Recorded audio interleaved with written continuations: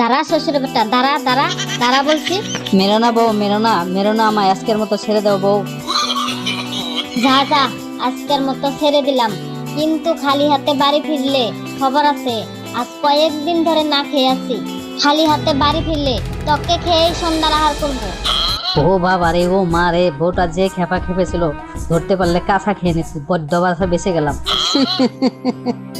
ও খুদা, কোথায় যাই, কি করি, কোথা থেকে খাবার জোগাড় করি? হে খুদা, তুমি আমায় একটু সাহায্য করো, কোনো একটা খাবার আর জোগাড় করে দাও, হে খুদা। এটা আমি কি দেখলাম কাকের মুখে?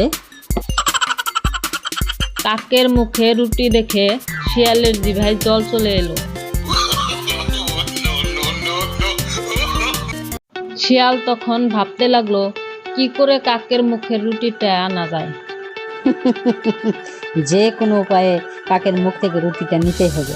না, এই সুযোগ হাতছাড়া করা যাবে না, তাড়াতাড়ি যাই, যে করেই হোক নিতেই হবে।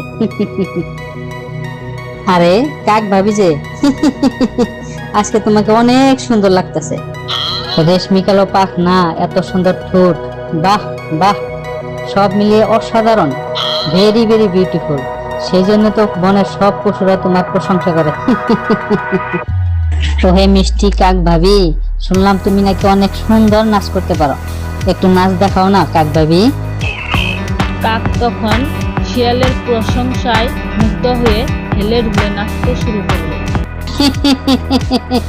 ভাবি, আমি তোমার নাচ দেখে পুরাই মুগ্ধ হয়ে গেলাম, অসাধারণ অসাধারণ, এত সুন্দর নাচ আমি আগে কখনো দেখিনি, অসাধারণ, যেন স্বর্গের পরি এসে নেচে গেল।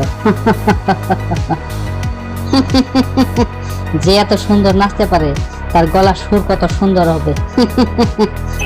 ভাবি, আপনার সুন্দর গলার মিষ্টি সুরের একটি গান শোনার জন্য আমার কান ঝালাপালা করতেছে, প্লিজ ভাবি শোনায় না একটু গীত, মেরে পিয়ারে ভাবিজি।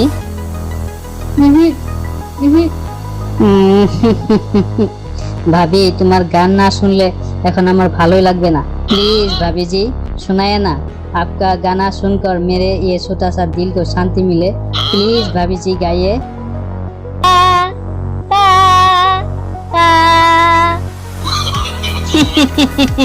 অনেক সুন্দর অনেক সুন্দর। শিয়াল রুটি নিয়ে তাড়াতাড়ি পালিয়ে গেল। কাক তখন রুটি হারিয়ে মনের দুঃখে কাঁদতে শুরু করলো।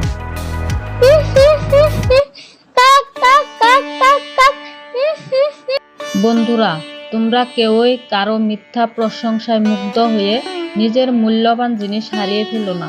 আমাদের চ্যানেলটা সাবস্ক্রাইব করে নাও। আর আজকের গল্পটা তোমাদের কেমন লাগলো কমেন্ট করে জানাও। ধন্যবাদ সবাইকে।